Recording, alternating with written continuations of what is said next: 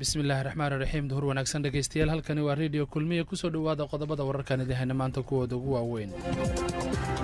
lacagta maamulka gobolka hiiraan oo muran meel xun gaare ka dhex dhalisay madaxweynaha hirshabeelle iyo gudoomiyaha gobolka maamulka jubbaland oo qarka u saaran inuu yeesho golo baarlamaan oo lagu muransan yahay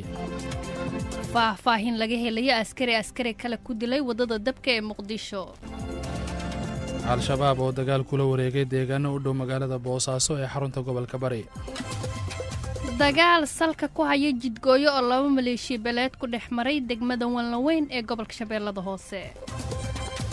guddiga joogtada ah ee golaha shacabkana waxa ay kulan ka yeesheen waqtiga dib loo furayo shirarka iyo ajandayaasha ugu horeeya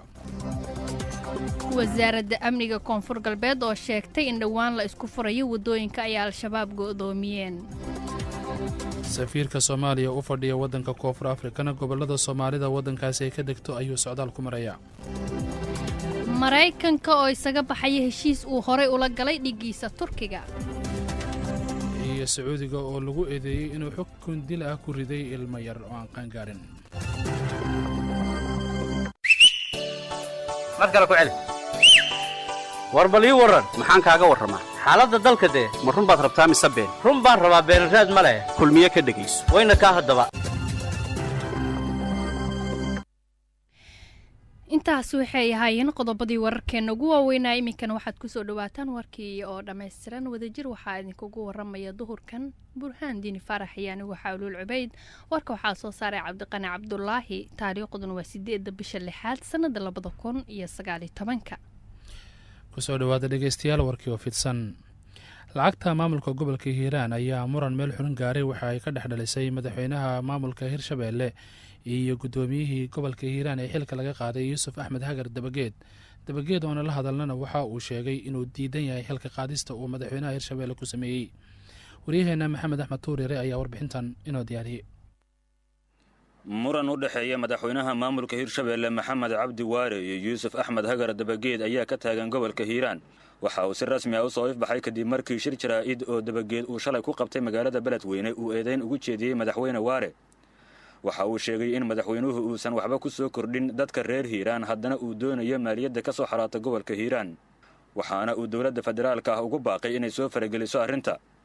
saacada kadib markii uu yuusuf jeediyey eedaynta ayaa warqad ka soo baxday xafiiska madaxweyne waare waxaa xilkii looga qaaday yuusuf dabageed waxaana isla warqadaas uu madaxweynuhu gudoomiye cusub ugu magacaabay gobolka cali maxamed caraale khilaafka u dhexeeya madaxweyne waare iyo yuusuf dabageed ayaa salka ku haya maaliyadda ka soo xaroota canshuurta gobolka laga qaado yuusuf axmed hagar oo la hadlay idaacadda kulmiye ayaana sheegay in madaxweynuhu uu doonayo lacagta gobolka ka soo xaroota oo keliya islamarkaana uu diiday inuu la kulmo odayaasha dhaqanka iyo qaybaha bulshada gobolka hiiraan si ay baahidooda ugu sheegaan sidii shuftadii u dhaqmaa oo xaquuqda dadka caalamku dadka ku taageeraan sidoo u maareyn jiray ama sidoo ugu maasuqi jiray ayuu canshuurtii reer hiiraanoo dadka maskiinta laga qaado ayaga in horumarkooda iyo amnigooda looga shaqeeyaan la rabay oo ugu maareyna iyo warusoofarow nairobi la aada meela qof rasuula ku habboonay inuu la gela kadib ugay soo dhammaatana waa waxa u soo noqona haddane waxau rabaa inuu haddana ka aruursado dee waxaas reer hiiraan mudday kala hadlaayeen markii dambana asigoo inay waxaas kala hadlin raba ayuu go-aan wuxuu gaaray inuuba qof reer hiiraan oona la warramin inuu bulshada qeybeeda kala duwan qof ka qaabilin hadduu bil joogiyo hadduu bilal joogaba markii haddee lagala hadlo markii qurac lagala hadlana qasaxa uu ku jawaabo yuusuf dabageed oo wax ka yar sanad maamulaya gobolka hiiraan ayaa si cad u diiday xilka qaadista uu ku sameeyey madaxweyne waare oo markii horeba magacaabay waxa uuna sheegay in uu si ka madax bannaan waare gobolka hiiraan u maamuli doono raadiyo kulmiye ayaa weydiiyey su'aal ahayd haddii uu aqbalayo xilka qaadista sidan ayuuna yuusuf ku jawaabay xafiis malaho waa nin saa kuu sheegaba wareegaaho meel wax ka dafa kaliya raadina oo ama ada samafal ah ama beesha caalamka ah ama cashuuruu meel ka booba raba dadka reer hiiraanna waa ka tashadeen waxay ku tashadeen waxay shalay anigu ay sheegahay aniga horta hadda madaxweynihii ma ahan aniga inta noolahay oo reer hiiraan ka tirsanahay oo reer hirshabeelle ka tirsanahay maxamed cabdi waare mas-uuliyaddii loo dhiibay waa buuxi waayey mana ku shaqaynaayo mana ku shaqaydooyo koran ulehay hoos umalihi aniga mas-uuliyadda hadda isaarano taas iyo way tahay inuu reer hiiraan ka badbaadiyo ku go'ore marka labaad reer hirshabeelle ka badbaadiyo shirkii jaraa'id ee uu shalay ku qabtay magaalada beledweyne ayaa dabageed waxa uu ku sheegay in odayaasha dhaqanka ee magaalada beledweyne ay la qabaan eedaha uu u jeediyey madaxweyne waare isagana ay u wakiisheen inuu arrinta ka hadlo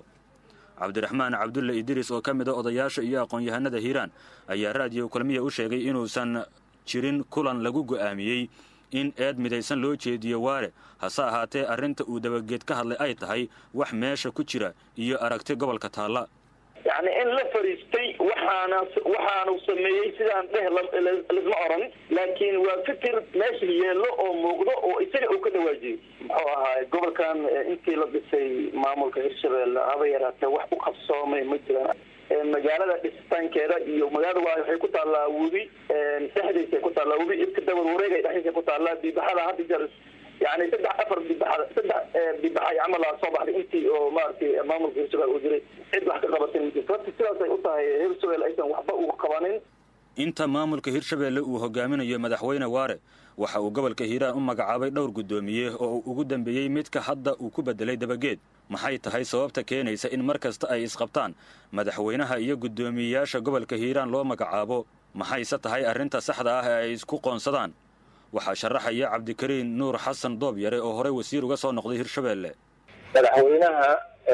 hal ujeedo ayuu hiiraan ka leeyahay aniga warka aan sheegaya calashaan waxaan rabaa haddii uusan caddayn lahayn in calashaan maaragtay nin mas-uul ahana waxaan ka sheegana media waa inay caddayn hal ujeedo bis ayuu ka leeyahay oo inuu lacag ka sameeyo dhibaatada taagana waxay tahay maadaama maandeeda uu haysto isagu madaxweynihii ka yahay isaysa haddana uu ka soo jeedo rijinkii si kaloo hadda gacanta u geli kartaan ama waato ama wasaaradda arrimaha gudaha federaalka ha ahaato ama xagga maaragtay ha ahaato dowladda dhexe ha ahaato ma ii muuqato meel kale oo gacanta laga soo geli karo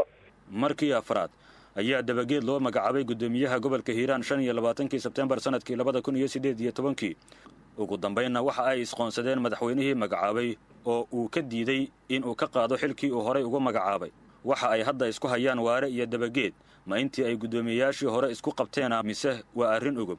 mar kale cabdiraxmaan cabdulle idriis waxyaabaha ay isku qabtaan bointiga ay isku qabtaan dabageed ayaa sheegay waxay isku qabtaan laba gobol awal isku xirnayo hal maamul isku maamuli jiray ma aha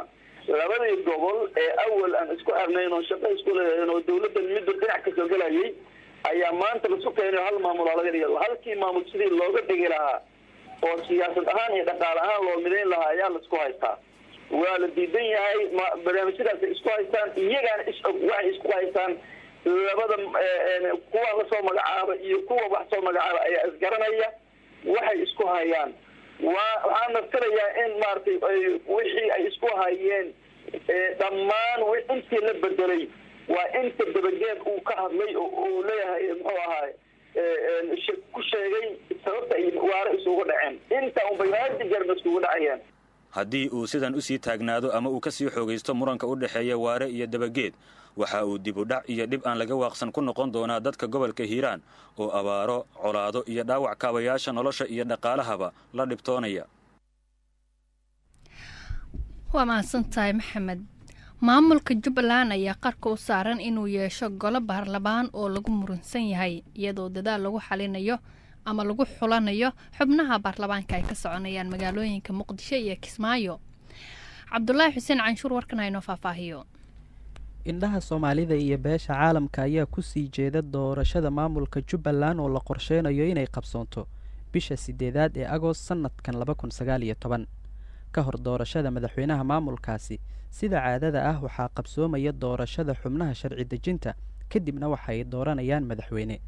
wadarta wakiiladaas la doonayo waxa ay gaarayaan 75 xubnood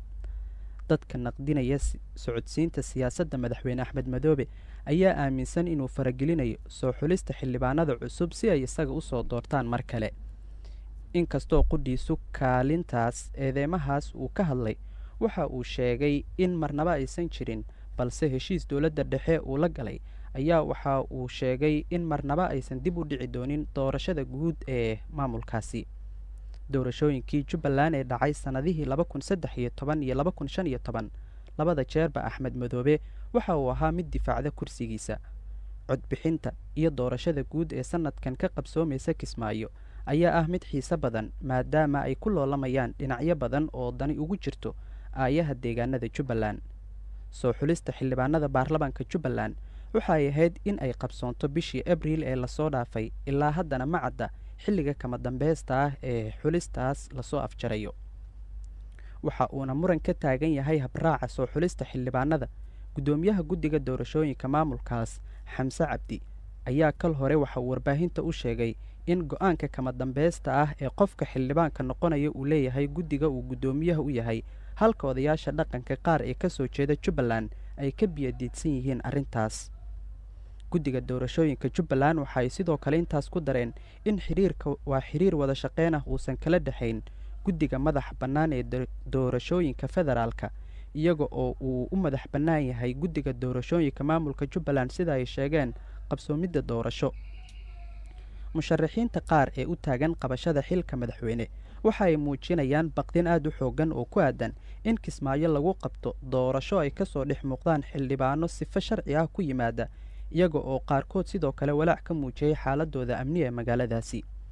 xafiiska wararka shabakadda warbaahinta kulmiye ayaa baaris uu sameeyey waxa uu ka ogaaday inay jiraan qorshooyin dhowr ah oo ka kala socda magaalooyinka Muqdisho iyo Kismaayo kuna aadan soo xulista xubnaha baarlamaanka Jubbaland.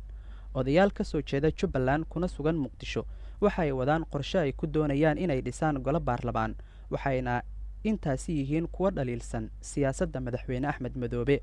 halka Kismaayona ay ka socoto qabanqaabadii ugu dambeysay ee odayaasha lagu siinayo tababar ay ku soo xushaan wakiilo ku matala baarlamaanka cusub, sida KNN oo u sheegay Imaam Rashiid kuna sugan magaalada Kismaayo.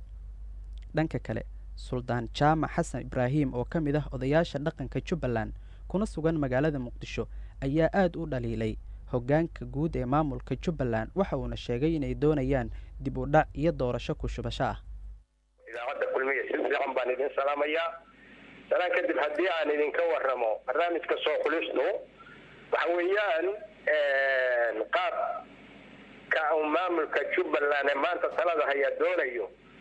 waa mid ku dhisan aniga 3 iikeen kaan rabo anigu aan kala baxo, taana wax sharciga Jubbaland waafaqsan ma aha,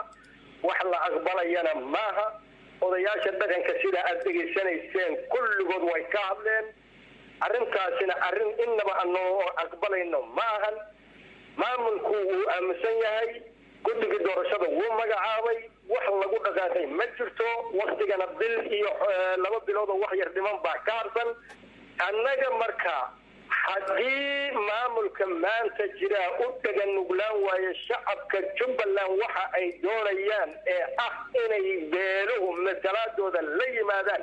musharaxiintuna way ka soo baxayaan, odayaasha meesha joogtaana way ka soo baxayaan, shirkana meel kale ayaa lagu qabanayaa oo nabadgelyo oo lasoo hayiri doono. sharciga doorashooyinka oo uu meel mariyay baarlamaanka Jubbaland ayaa kaalin korjoogta kaliya siinaya wasaaradda arrimaha gudaha xukuumadda federaalka Soomaaliya oo mas'uuliyadeedu ay ka mid tahay arrimaha dowlad goboleedyada.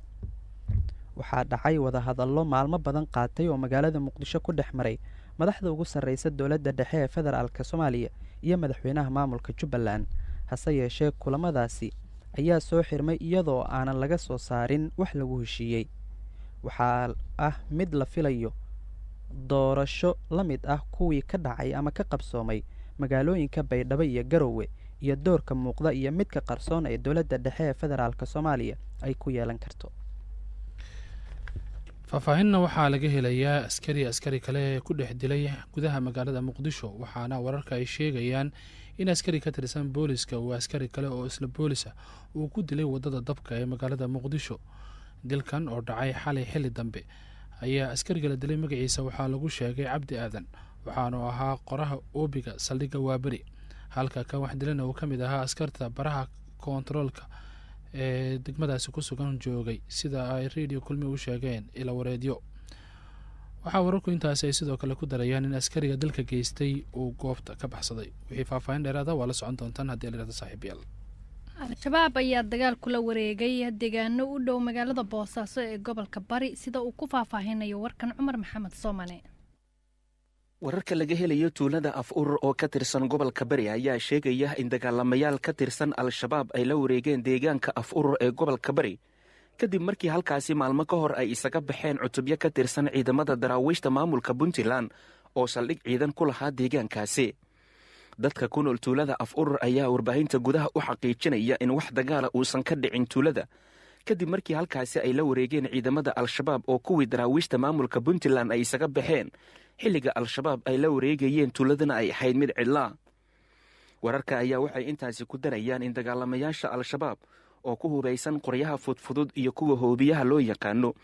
ay subaxnimadii hore ee saaka ay gudaha u galeen xiradii ciidanka daraawiishta maamulka puntland ee ku tilay tuulada af urur.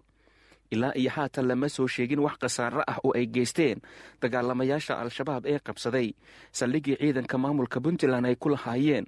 deegaanka af urur oo ka tirsan gobolka bari. gacan ku haynta deegaanka oo iminka la sheegayo inay la wareegeen dagaalamayaasha al-shabaab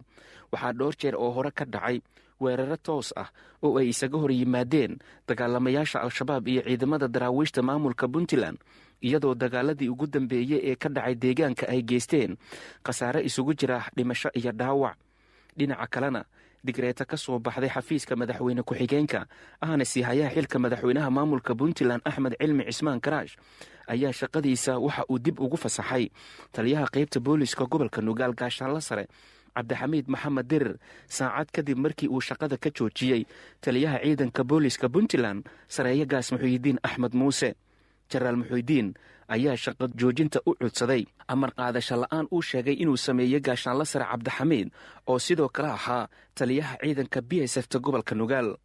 ha yeeshee madaxweyne ku-xigeenka maamulka puntland ayaa buriyey shaqo joojinta waxaana taliyaha booliska lagu amray in muddo 24 sac gudahooda uu ku soo galo magaalada garowe ee caasimadda maamulka puntland. taliya muxudiin axmed muuse ayaa iminka ku sugan magaalada boosaaso ee xarunta ganacsiga maamulka puntland halkaasoo howlgallo ammaanka lagu xaqiijinaya ay ka wadeen isaga iyo wasiirka amniga cabdisamed maxamed galan. soomaan waa mahadsan tahay. iminkana aan eegno wallaweyn oo shabeellada hoose ka tirsan wararkaanu ka helayna waxa ay sheegayaan in maanta halka uu ka dhacay dagaal u dhexeeya maleeshiya beeleed hubaysan oo weliba doonaya inay maamulaan isbaare magaaladaasi taalla. khasaare kala duwan ayaana ka dhashay. wararkii ugu dambeeyey waxaa inoo soo diray waryaheena axmed abuukar sabriye. xaaladda degmada wallabeen ee gobolka shabeellaha hoose ayaa maanta kacsan kadib markii saakay duleedka degmadaasi uu dagaal kooban ku dhex maray laba maleeshiyo beeleed.